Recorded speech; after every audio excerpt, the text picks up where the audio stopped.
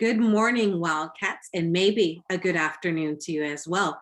We have some breaking news for you all. We have something very exciting coming up on Monday next week. So breaking news for you all. Montgomery, my name is Miss Montgomery. I'm here, and the admin team, we're all here to share the announcements with you. Hey, what's up, Wildcats? This is Mr. Mears, one of the vice principals. Ms. Hernandez, vice principal. Good morning, Dr. Macalino, instructional specialist.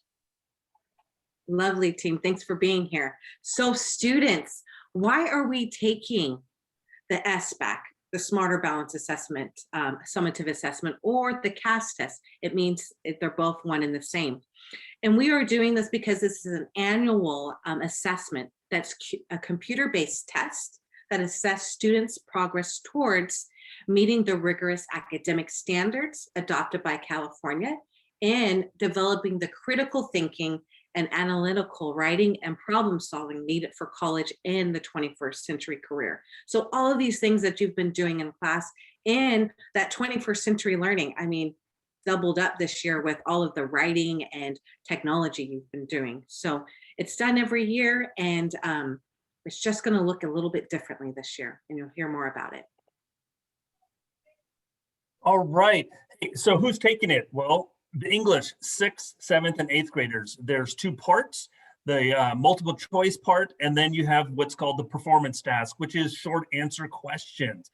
And then all 6th, 7th, and 8th graders are going to be doing math, and the same thing. You're going to have part 1, which is multiple choice, and then a performance task, which is going to be some short answers.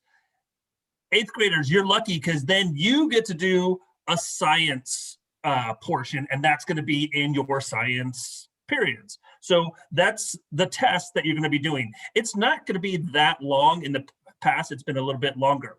So here's some things to think about during the testing. Test taking tips. How can you be respectful, responsible, resilient, and risk takers? Again, first of all, we want you to try your best. We want you to make sure, read each question carefully. Take your time. You don't have to rush through it. And you're being resilient by choosing the best answer based on the information that's provided. So when you read it carefully, you got to pick out those things that, hey, that doesn't make sense. I'm going to take that out of there. And the reason why we need to do this is because the data is very important. It helps the school determine what things we are doing well as a school, and then the areas that we need to improve on, how we can support you better with your schooling. So it helps us when we decide about accelerated classes, support classes, and also making sure that we can place you in a proper EL class if you are still working on getting your RFEP certification. So, and there are a lot of other things that this test will help us with.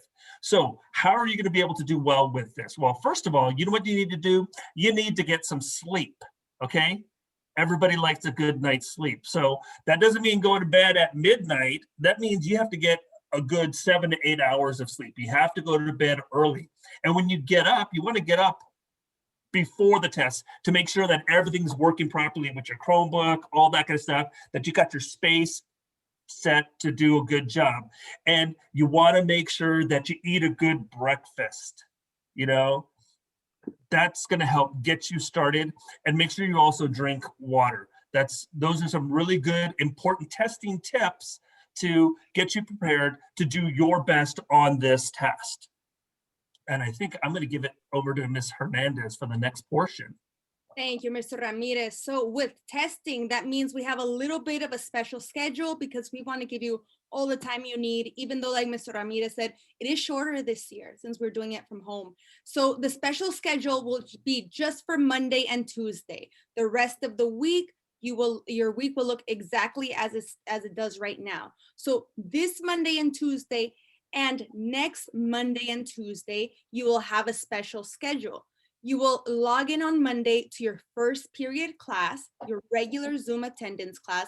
Your teacher will take attendance. They will make sure you have everything you need, and they will give you the session ID. So then you can log out, go into your testing portal, and begin your test. They will meet you again once you sign in into the testing portal. You'll be able to see their icon in case you need any help.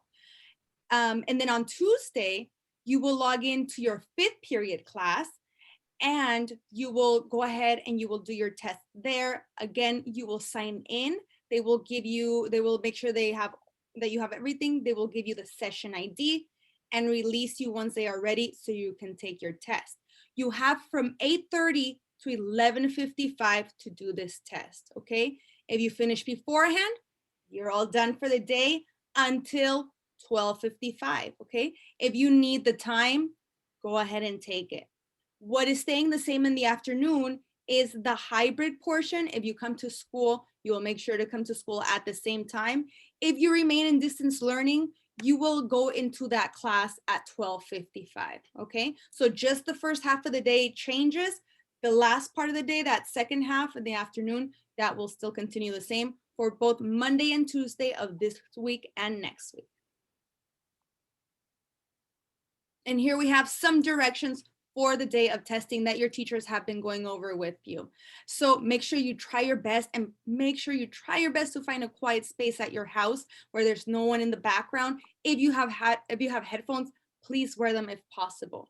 Make sure that your area is clear of any books, your cell phone, because the camera on that testing portal is sensitive. And if it sees something on your test that shouldn't be there, it will report it to your teacher. It highlights you in a red box.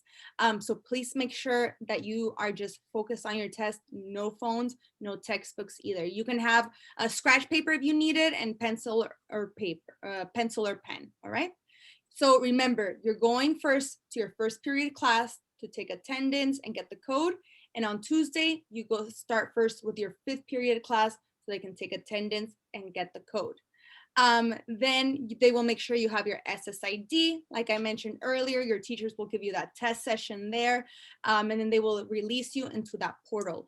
If you have been doing LPAC here in person with me, that's the exact same way that you log in for this test. And that's why I told you to keep your little cards, because you're using that same code. The same way you log into LPAC, you sign up into the Caaspp.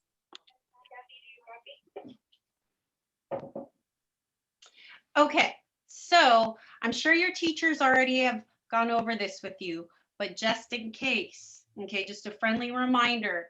So say you already logged into class and your teacher released you and the test is live.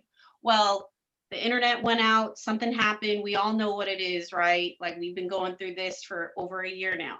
Well, if you need tech support, well, there you have it. You have a whole bunch of people to contact for live tech support.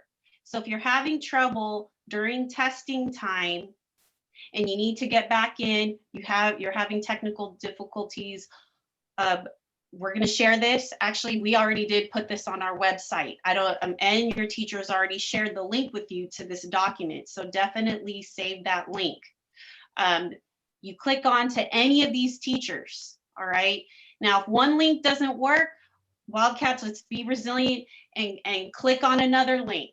All right. So just, you have so many teachers to choose from. We have specific teachers to choose from on Monday, and then we have other specific teachers to choose on a Tuesday. And just to add, it is recommended that you go into the link of a teacher that you have, because they will have your SSID. A teacher that you don't have might not have that ID, and it'll take a little longer to get support for you. I have a question. SSID, that's not the lunch number, right? That's like a bigger, longer number than the lunch number. So just making sure we're not using our lunch numbers on this. Yes, you have your district ID, which is your lunch number, not that one. You have something called the state ID. That's what you're going to use to log into this test. It's a little longer. Great question, Mr. Ramirez. Okay. You know how we love our parent nights here at Oak Grove, right? Because we want to keep your parents informed. So we do have a parent information night if they want to learn more about the SBAC test, what Oak Grove is doing to accommodate the new testing. This testing atmosphere, because it's not here at Oak Grove. It's all done virtually. Okay. So we already emailed and text messaged your parents, but we will send another email and text message with the Zoom link closer to the time. So feel free to join your parents during that time as well. Thank you, Dr. Marcolino. And Wildcats, we want you to know as an admin team, we know you got this. I've been in some classes subbing, and students have been showing me how they're finding their SSID. So you guys know how to do it. We are so proud of you. You have been so resilient this year, and we're gonna finish strong. You got this. Be resilient. Bye, Wildcats. Good luck. Bye. Way to go, Wildcats. Take care.